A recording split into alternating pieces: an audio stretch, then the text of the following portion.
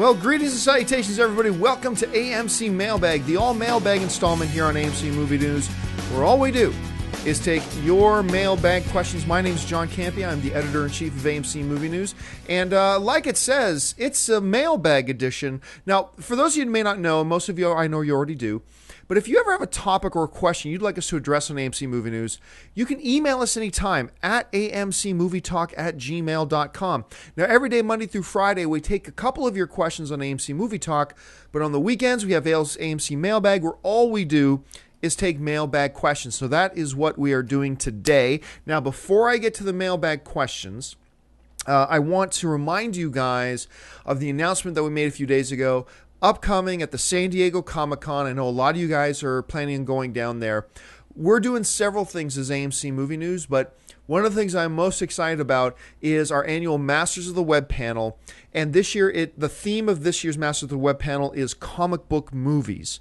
And our special guest this year is a guy I have been a massive fan of for years, and he's just played the last couple of years the best superhero villain on television the last few years, Deathstroke from the TV show Arrow.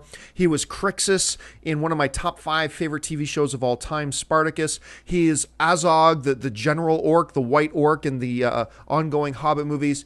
He's Mr. Manu Bennett, and he is just awesome. Joining me on the panel this year, of course, is myself. Also from AMC Movie News is John Schnepp. From AMC Movie News and Schmoes Know, Christian Harloff and his Schmoes Know partner, Mark Ellis. We have from Fandango and DC All Access, Tiffany Smith. And, of course, we have the one and the only Mr. Jeremy Johns on the panel. And once again, that's a special guest, Manu Bennett. That panel is going to be the Thursday of Comic-Con. We'll give you specific location and times later, but if you're going to be in San Diego during Comic-Con, please come on down and check out the panel. Talking comic book movies, it should be a lot of fun. So, with all that out of the way on this pleasant Sunday, let's dive into some movie questions. And the first question today comes to us from Bruiz, who writes, "Hello, AMC Movie Crew. I'm a 49-year-old USNavy veteran, and I love watching your show." Well, thank you so much, Bruiz, and thank you for your service to the country here. My question is, do any of you remember a movie, a specific movie, that your dad sat you down when you were little and said, "This is the best movie ever"? For example, Enter the Dragon or Highlander, and you saw him popping that VHS tape at least once a week. If you did, is it still a great movie to you? Well, thanks a lot for the question, Bruce. And that, there is so much that is awesome about the movies. They give us experiences, they give us shared experiences together, they give us common points of reference, but they can also be incredibly nostalgic and take us back and all, sharing moments with family or loved ones, whatever. We, as a species, for the history of our existence, we have been storytellers. And telling stories and the telling of those stories becomes incredibly valuable and important to us. And that's why I love this question. And yes, I do have a movie that I will always think about. And if anybody ever mentions this movie, I will think of my dad. Now, this wasn't a movie that, my dad played at the house every week or anything like that. But it was just always understood my dad loved this movie. And I believe it is still, to this day, his favorite movie of all time. And that movie for my dad was Old Yeller. And Old Yeller is one of those movies that, number one, should probably get a remake because just nobody has seen today. Today's movie-going generation has not watched Old Yeller. And you should. You should totally go find a way to watch Old Yeller. I don't know if it's on Amazon streaming. I don't know if it's on Hulu. I don't know if it's on Netflix. But go and check and see if it is. And if it is, you should watch Old Yeller. And tell me if you don't cry at the end of that movie. Because I have yet to see a movie, a person watch that movie without at least having their bottom lip quiver a bit. It's kind of like, I always talk about movies I cry at the end of, and the biggest one for me is Life is Beautiful, the Italian Roberto Benigni film that won a bunch of Oscars. But one of the other ones is Old Yeller. You got to watch it, about a boy and his dog, man. How basic does it get than a boy and his dog? And as somebody who's grown up with dogs my whole life, it's got a special place there. And it's just a magnificent, wonderful movie.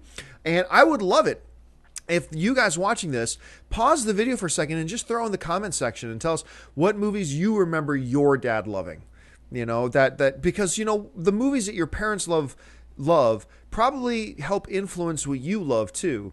Even if it's completely different, it probably had an influence one way or the other. So I'd be really curious if you guys would write into the comments section what movies you remember either your mom or your dad absolutely, completely loving. That would be awesome. All right, so with that out of the way, let's move on to question number 2. And the second question today comes to us from James Walsh, who writes, "Hey AMC, love the show. My question is about the recently announced 2016 remake of Ben-Hur. What are your personal opinions of the movie reboot, and how hard do you think it's going to be for Paramount to remake such an iconic movie that is so ingrained in Hollywood history?" I'm going to be honest, this kind of goes back to an ongoing discussion we have around AMC Movie News. There's a lot of people, including some people on AMC Movie News, that really do not like the idea of remakes at all. Me, I love the idea. I have no problem with the idea of remakes. I actually put on my own Facebook page the other day this comparison. I said, the argument I have to have with people about reboots is often the exact same argument I need to have against people who are against gay rights, or homophobic or whatever. It's the same argument I have to have. Because with people who are just completely against gay rights, I say to them, okay, I get it. You're heterosexual. Cool. So am I. Yay, heterosexuals. That being said, what difference does it make to you if guy A and guy B want to be able to walk somewhere holding hands? What does it do to your life? How does it influence your life or change your world in any way if guy A and guy B or woman A or woman B want to go get married and be happy? How does that affect you? What does that do to you? It does nothing to you. Nothing whatsoever. So what's the problem? So what's the deal? Anyway, and I don't want to get into a big, political discussion about, anything. But I'm just saying that is often the discussion and the argument I have to have with some people that I know, right? Well, I find that is the exact same argument I have to have against people I know and friends of mine who are against remakes. Because my argument, and let's face it, a lot of bad remakes. But my argument to them is much like the exact same word-for-word discussion I have to have about the other issue. I have to say to them, okay, cool, you don't like the idea of remakes, that's fine. Yay, original films. But what difference does it make to you? How does it affect your life and your movie-watching happiness if Studio A or Studio B decide to make a remake of Ben-Hur? Or let's go more current and talk about something that really could actually happen at some point. What difference does it make to you if they decide to reboot Indiana Jones? Seriously. Okay, you watched Indiana Jones. You got the Indiana Jones set on DVD, whatever, and you love Indiana Jones. That's awesome. So do I. Yay, Indiana Jones. The original Indiana Jones films. Not counting Crystal Skull. Anyway. So, what difference does it make to you if Disney decides to reboot it? Because unless you can show me how Disney executives are going to sneak into your house and in the middle of the night steal away your original DVDs of Indiana Jones, never to be allowed to be seen again, I am at a loss as to understand how this affects you or your life whatsoever. If Disney wants to go off and make a remake of Indiana Jones and there's a bunch of people that want to go watch it, let them be happy.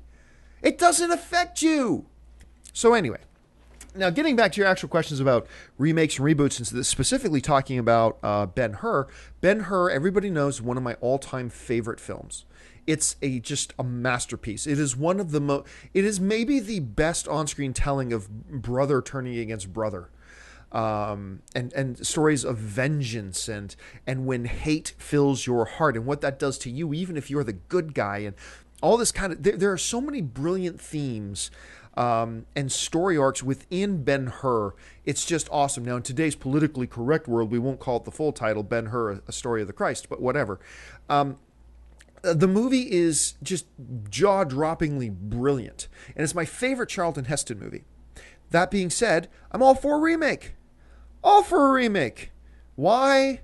Because If I watch it and I don't like it, who cares? I still got the original. Now, a lot of people like to make the argument with me with John, these old classics, if they make a remake, then younger movie generations won't watch the original. Studies have shown that's total bull. That's total bull. Do you know how many more people? I know I've got lots of friends. Now, this is anecdotal, admittedly, but follow me here. I've got so many people I know that didn't even hear of Infernal Affairs.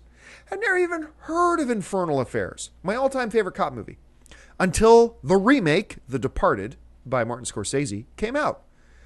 And then so many people I know went and watched The Departed, or watched Infernal Affairs, because of The Departed.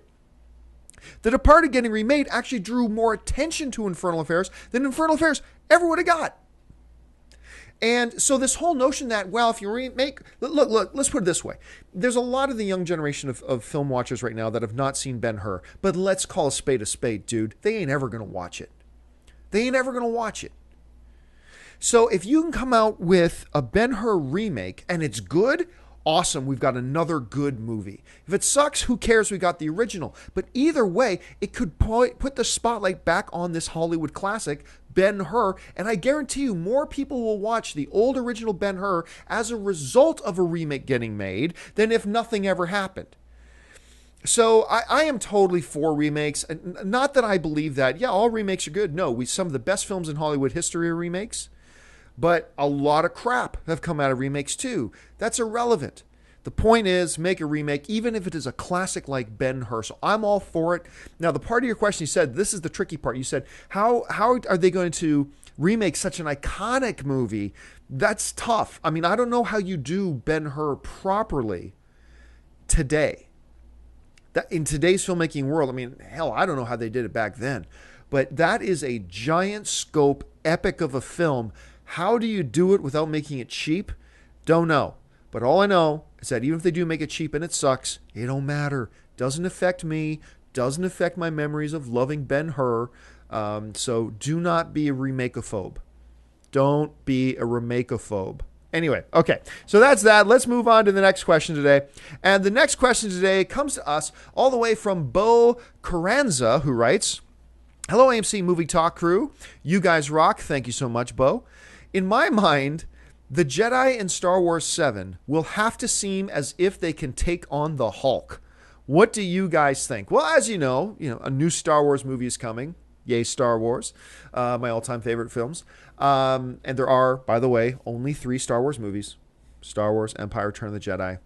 Nothing else exists. Anyway. So they are my all-time favorite movies.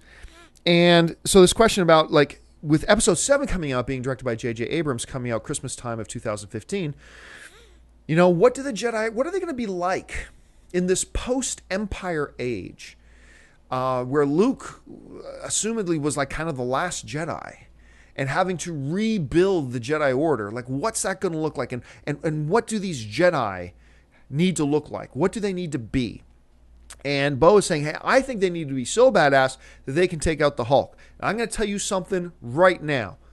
All film is subjective, but nothing else other than what I'm about to say is truth. Any Jedi could take out the Hulk. Any Jedi could easily take out the Hulk. All right? Let's just call it what it is. Any Jedi can take out the Hulk. Because whether it's just going, I'm not the guy you want to smash, Hulk. You're not one Hulk smash. Okay, so there, instantly, just like that, done. He's got the Hulk, mind trick, doom, done.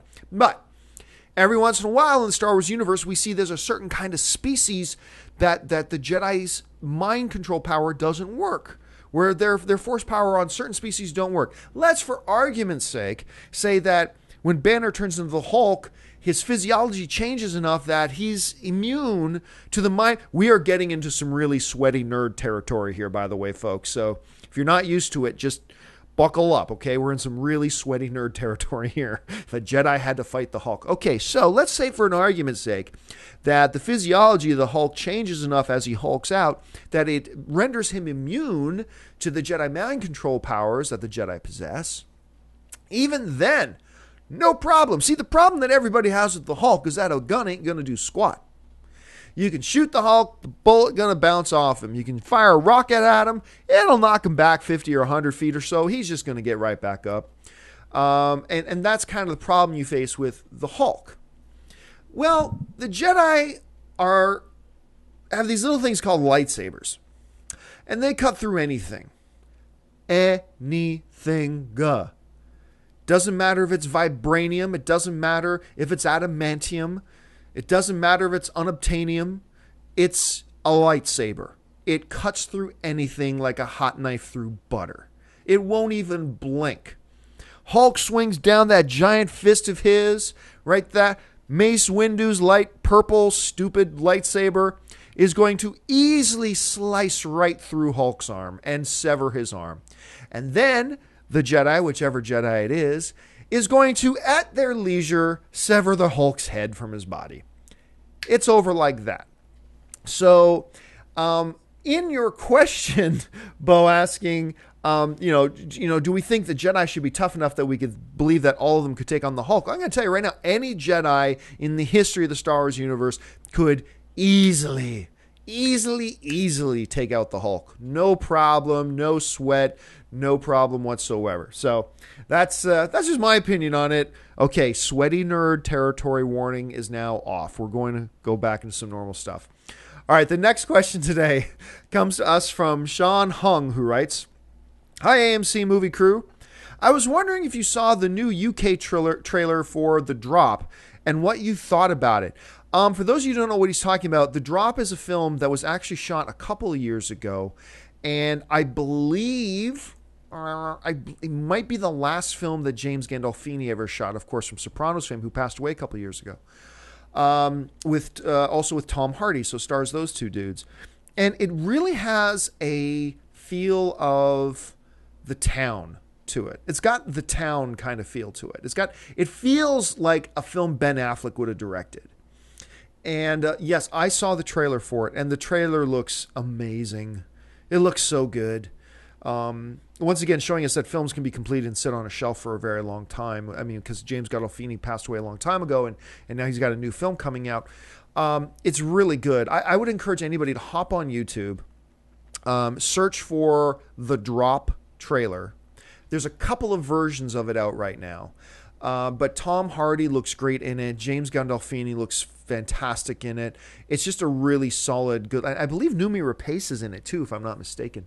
But anyway, it is a solid, wonderful looking film, and I really encourage you guys. I believe it comes out in October, September, October, November, somewhere around there that it comes out. So keep your eyes open for it. But for now, head on over to YouTube, search for The Drop trailer, and you should be good to go. All right, the next question that we're going to address today comes to us from Gabe Grimes. And Gabe Grimes writes, "Hey, AMC Movie News, love the show and can't get enough. Thanks so much, Gabe. I really appreciate that. In a previous episode, John, you said that you could not think of 3 undisputed kings of the Marvel Cinematic Universe. In my personal opinion, I believe it is Captain America, Spider-Man, and Wolverine. Do you agree, or do you have a different opinion of the big 3 in Marvel?" Well, for those of you who don't know what Gabe is talking about, I believe it was like Thursday or Friday, this past Thursday or Friday, might have been Wednesday on AMC Movie Talk. One of the live viewers tweeted in a question, said, "Hey, I think it was a tweet question. I might be wrong about that. But if, would you want to see a Batman versus Superman level fight in the Marvel Universe? And who would that be?" And my answer to that was kind of like, well, it's tough because when you're talking in the DC universe, well, first of all, you've got the Trinity, right? Superman, Batman, and Wonder Woman. And it is proper to include Wonder Woman in that Trinity. But really, the undisputed kings of the DC universe, no gender bias intended there when I say kings, but the 2 undisputed kings of the DC universe are Superman and Batman. That is your 2 undisputed kings of the DC universe. Even people who don't like Batman or Superman will acknowledge the 2 undisputed kings of the DC universe are Superman and Batman. And that's pretty much as widely acknowledged. When you move into the Marvel universe, though, I said, it becomes a little bit more tricky, right? Because it's not as clear cut. And maybe that's a bad thing about Marvel. Maybe that's a strength of Marvel, that you can't really point to any two characters and say, these are clearly your two quintessential Marvel characters. These two are clearly your kings of the Marvel universe. Now, Gabe, you mentioned Captain America. I said on AMC Movie Talk, I said, maybe you could say Captain America because he's kind of the quintessential hero in the Marvel universe. Maybe you can make an argument for Captain America. Maybe. But you mentioned Captain America, Wolverine, and Spider-Man. And those are three awesome, popular, important Marvel characters. But you're not going to get into that territory of undisputed. Because there are going to be a lot of people out there that think the Hulk should be one of those too. You're going to get a lot of people out there that think Punisher should be one of those two, or that Daredevil should be one of those two. You're going to get a lot of people that would even think that Magneto should be one of those two. You're going to get a lot of people that say Reed Richards should be one of those two. You're going to get people that, I mean, the thing about the Marvel Universe, and whether you believe this is a weakness or a strength, the fact of the matter is there's no real clear cut. Dude, so like you say it's Spider-Man, Wolverine, Captain America. I can't argue against that. I don't know that I can come up with a better three. Or if I did come up with another list of three, that it would be any better than your suggestion. Spider-Man, very valid argument you can make for Spider-Man. Wolverine, very valid argument you can make for Wolverine. But I see the same that you can make for Thor or for Hulk or for Daredevil. Or I mean, there's just a lot of guys in the DC universe that are just badass. So it'd be really, really tough. So I am going to have to decline. I just can't think of guys that I would clearly say are the big three, nor do I think can anybody. All we can do is give our own personal opinion, but it's not like the DC universe where even when people disagree, you'll all admit it's Batman and it's Superman. Those are the kings. You don't have that same thing in the Marvel universe, and maybe that's a good thing. But it is a thing nonetheless. All right, let's move on to the next question today. And the next question today comes to us from Samuel Tristan, who writes, Yo, guys and gals, I love your show. Not missing an episode since Man of Steel. Thanks a lot, Samuel. It is funny how many people say they started watching our AMC Movie News stuff with our Man of Steel review. It's kind of crazy. Anyway, I was wondering if you guys think that actors and directors who are watching your show, and I think a lot of them are, will change their plans or visions based on the opinions of the AMC crew. Because I feel like you are the main representatives of the movie-going audience. And if so, how bad should Gal Gadot feel about her Wonder Woman role? Okay, first off, there's a couple points to address here in your question, and it's a funny question. First of all, let me be clear about this about Gal Gadot. I mentioned this on AMC Movie Talk the other day, and I'm going to mention it again. While there is no bigger critic of the casting of Gal Gadot, who's just not very good, while there is no bigger critic of the casting of Gal Gadot than me, you're also going to have to understand that as we get closer to Batman versus Superman, there will also be no bigger cheerleader of Gal Gadot than me. Now, that sounds like it's a contradiction, but it's really not if you understand my rationale here and what I'm talking about. Was Gal Gadot the wrong casting? Yes. Yes, it was. But just because it's wrong casting doesn't mean it can't possibly work.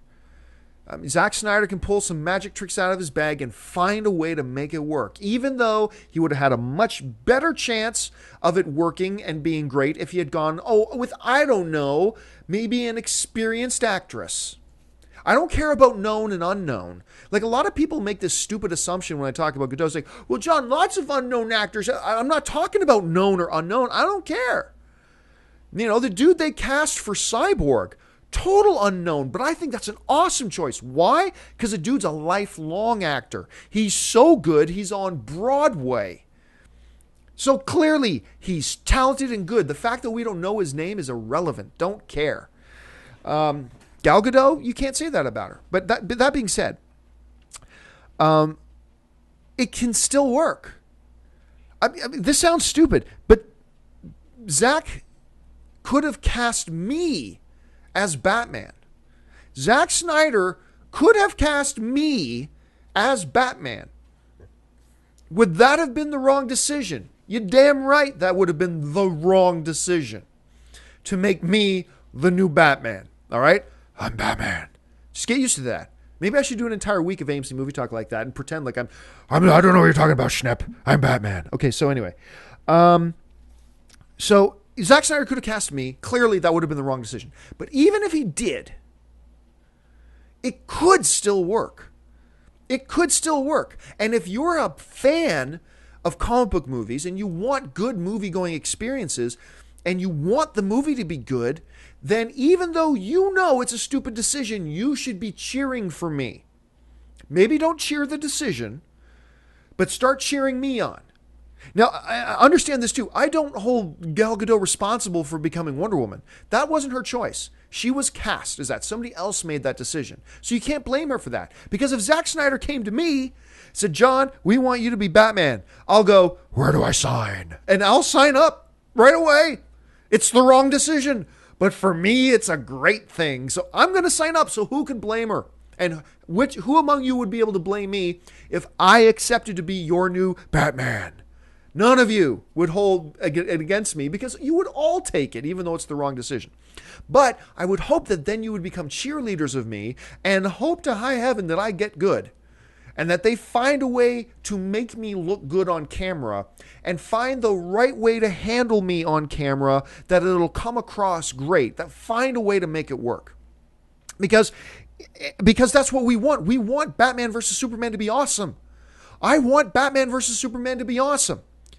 And if you're going to make the mistake of hiring Gal Gadot to be Wonder Woman, then all I'm left to do as a guy who really wants this movie to be good, all this baloney, people try to get me to sign, John, sign this petition to have DC fire Gal Gadot. Get out of here. That's ridiculous. No. They made the decision. She's in. Should you like the decision? No. But now it's time to get on board. And as we get closer to Batman Superman, which is still like 2 years away, but as we get closer to it, I will never change my mind that it was the wrong decision to put her in there because, like I said before, there are many to infinity other choices they could have made that would have increased their chances of it being good, but there's still a chance. And so all I can do now is go gal, go, get that training. And by train, I don't mean physical. I don't care about that. Get the best acting trainers in the world in to make you look good for. Just do it. Zach, work your magic. Work your magic, Snyder. Make this work because I want a damn good movie. Find a way to make it work and I will cheer you on. If there's anything I can do, clearly there's nothing you or I can do about it. But if there is, Zach, ask us. If somehow me letting my fingernails grow long, if that will somehow help, I'll do it. Anything to help make Gal Gadot look good, I'll do it. I'm in. So all we can do now is cheer her on. And I don't do a lot of cheering right now. I understand that because it's still it still hurts, the fact that they made that choice. But as you're going to hear my tone change as we get closer and closer to Batman versus Superman, because all that is left is to get over this sourpuss, butthurt thing that I am that they cast Gal Gadot. I got to get over that because she's Wonder Woman. So I'm going to get over it at some point and just start cheering her on because that's all that's left. I'm not one of these vindictive, bitter people that's going to go, well, now I want Batman versus Superman to suck. That would be stupid.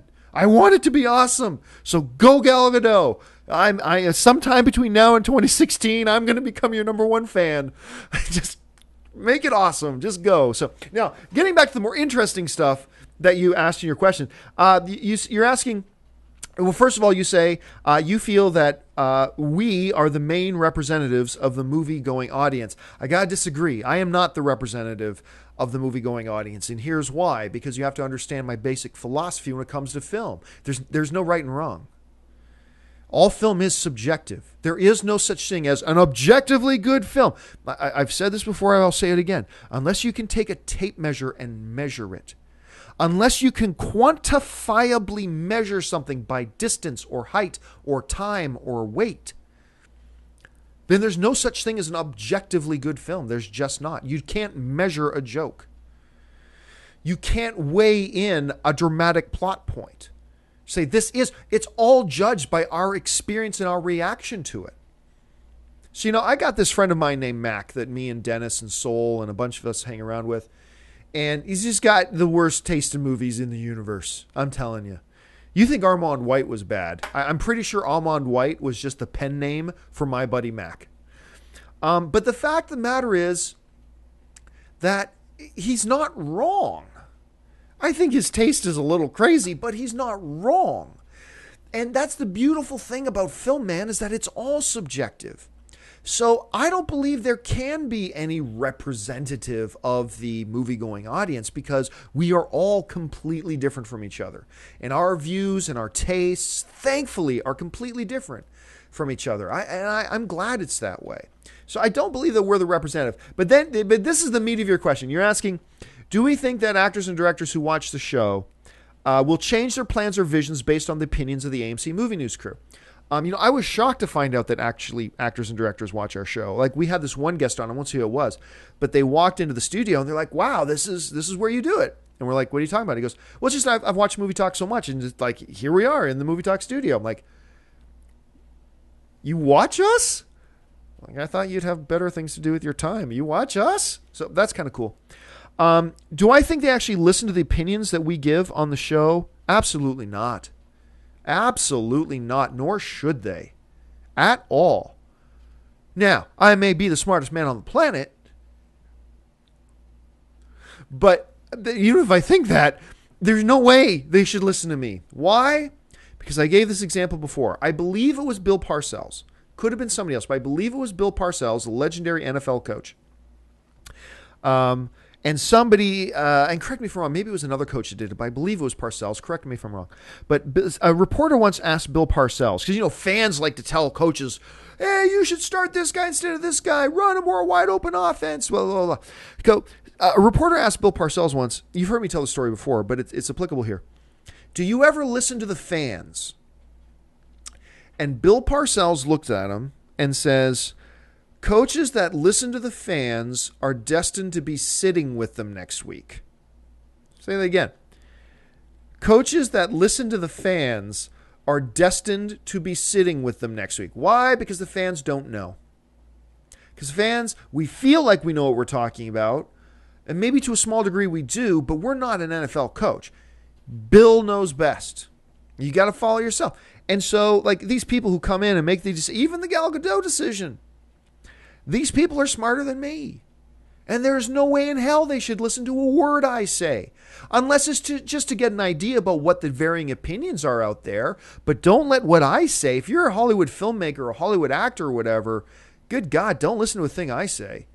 I'm just a fan. You're the coach.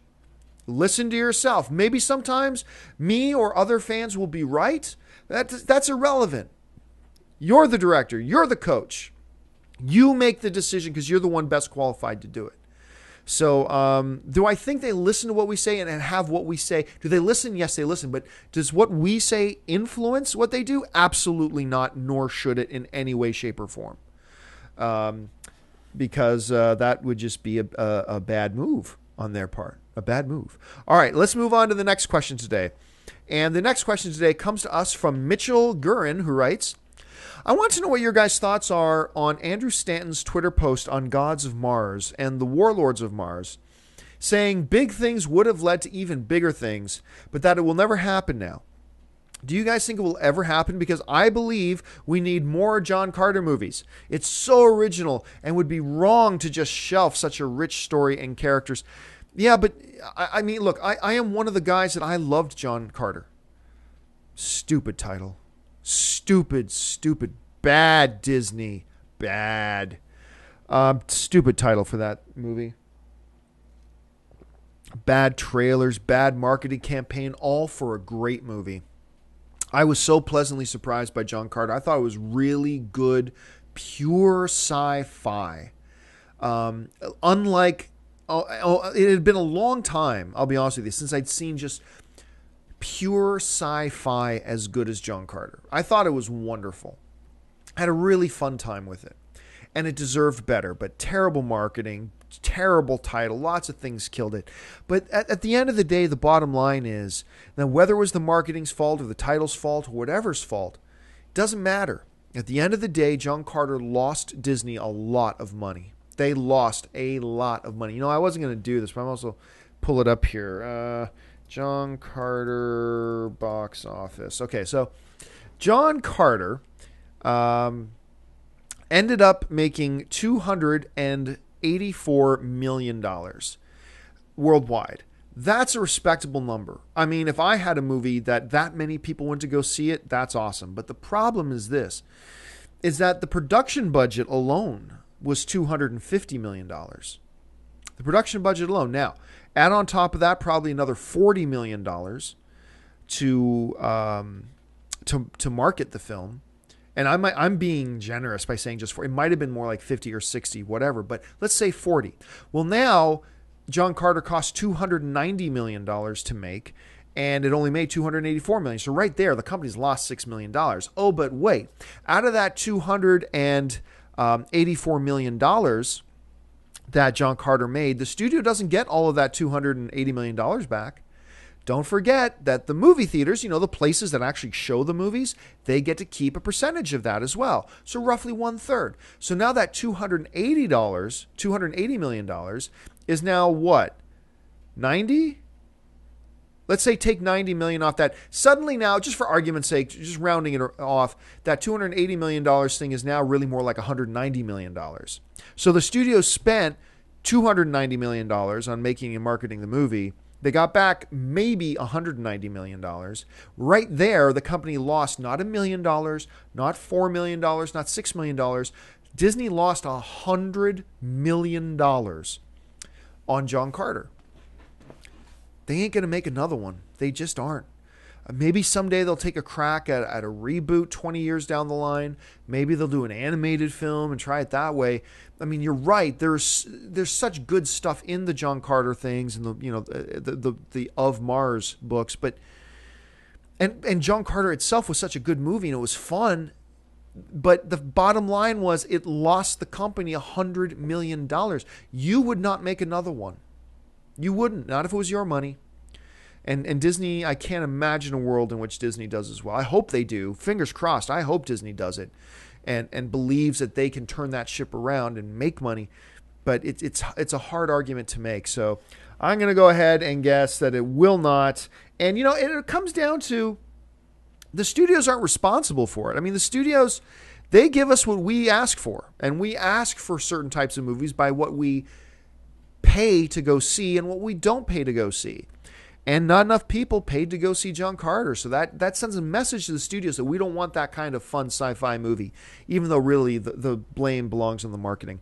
Anyway, let's move on to the next question today. And I believe this next one is about Blade, if I'm not mistaken. The next question today comes to us from Christian Schroeder. And Christian Schroeder writes, "Hi, AMC Movie Talk. Love the show. You talked about the possibility of an R-rated Marvel universe with content like The Punisher. What are the chances of Blade getting a sequel with Wesley Snipes or being rebooted without him? And would you like to see a new Blade movie?" Thanks a lot for the question. I'd be into a new Blade movie. Let me just bring this up. I was looking at this earlier. I think it was like $120 million. The last Blade movie, Blade Trinity, was a giant sack of crap. It was awful. And this is coming from a guy who loved Blade 2. I adored Blade 2. Blade Trinity, though, made only $52 million domestically and $128 million worldwide. I mean, it made less than half of what John Carter made.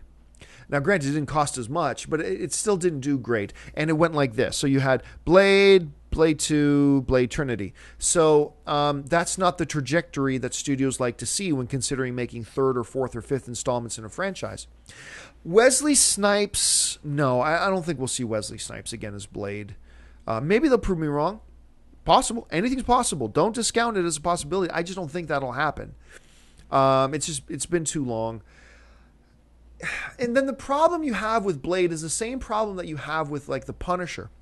Marvel, and I believe Blade is now back with Marvel Studios. Marvel has finally, carefully, painstakingly crafted this cinematic universe they have that has a certain tone and a certain pitch to it, and it is a PG-13 tone and pitch. A proper Punisher doesn't fit in that world, and the proper Blade doesn't fit in that world either. I've said for some time that I believe that Marvel has enough characters now that they can set up a separate cinematic universe for Daredevil, for Punisher, for Blade, for characters of that ilk. I believe you have enough characters that you can set up another cinematic universe that has nothing to do with the Avengers cinematic universe.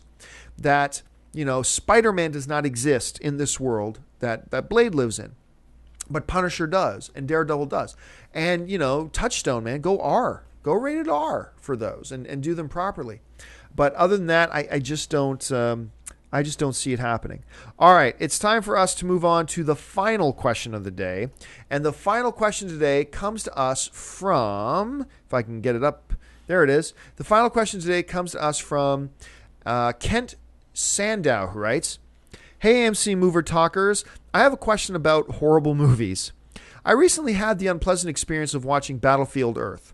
While I was watching, all I could think about was whose fault is this? Do actors not look at scripts and say, wow, that's bad, and stay away from it? Or is it just for the paycheck? But if it's for the paycheck and the movie is horrible, doesn't that actually hurt their potential to make more money in the future?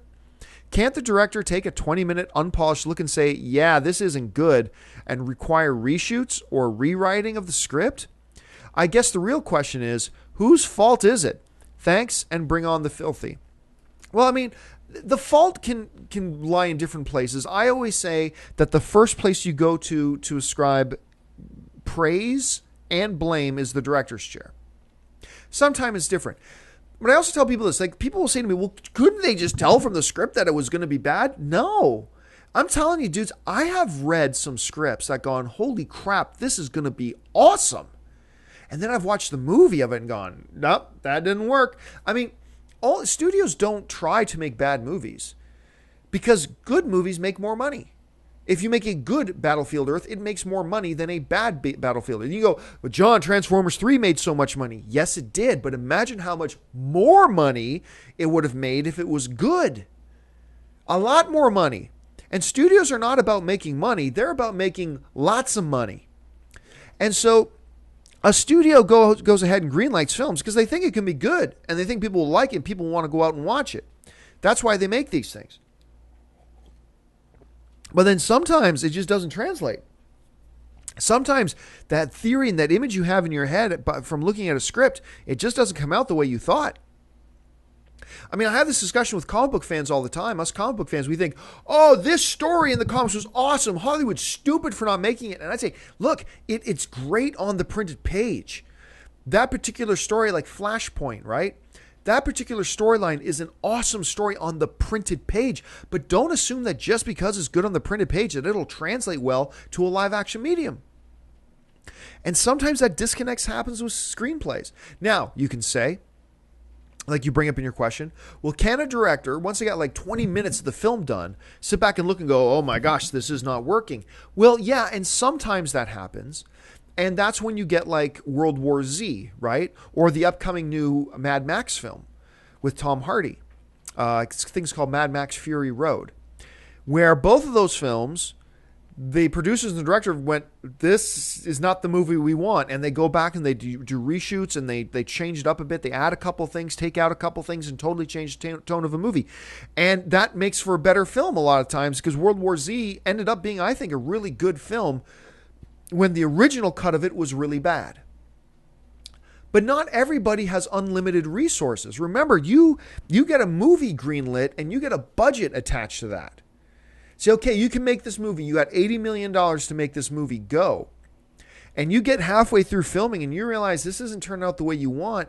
But the studio, sometimes they will, but most of the time the studio ain't going to go, yeah, okay, we'll give you another $60 million to go back and throw away all this other stuff and do all these reshoots. Yeah, we'll give you, no. You got to stay within that budget. And that budget means you can't go back and reshoot. You just do the best that you can. Because the more money you spend on the film, the less likely that it's going to be profitable. Now, sometimes if it's Brad Pitt and it's his production company and he wants to put up that money, you can do that. And the results were good and it ended up being profitable. But a lot of times these filmmakers don't have that kind of leeway. And studios don't have, like, everybody likes to think that studios, including Disney, just have unlimited bottomless pockets, but they don't. They have to stay within budgets too. And so you can't just go, oh, well, let's scrap all this and just blow that $100 million that we just spent away and let's start again from scratch. They just can't do that. So ultimately, look, really, the long answer, the more complicated answer is that there's probably a lot of fault and blame to go around when a movie ends up sucking. But I've always said it's the captain's chair. And it's sometimes that's fair and sometimes it's unfair. But the praise and the blame start, in my opinion, with the director's chair. Sometimes that's not fair, but it is the way it is. And that's just kind of the way I personally see it. All right, folks. Well, we are all out of time. Thank you. I've gone through all the questions that I picked out today. Thank you so much for joining me today for AMC Mailbag. Don't forget to join us for AMC Movie Talk Monday through Friday on our AMC YouTube channel. And while we're mentioning that, why don't you go ahead and take a second, subscribe to our channel, become a subscriber to our AMC Movie News YouTube channel, keeping you up to date on everything going on in the world of movies. And while you're at it, why not click the thumbs up button? If you like this video, that's just a great way of letting other people and letting us know that you like the videos that we're doing. Also, don't forget, lots of great films playing in AMC theaters right now. Head on over to www.amctheaters.com for your theater, showtime, and movie ticket information. So that'll do it for me, folks. My name is John Campia for AMC Movie News, and until next time, bye-bye.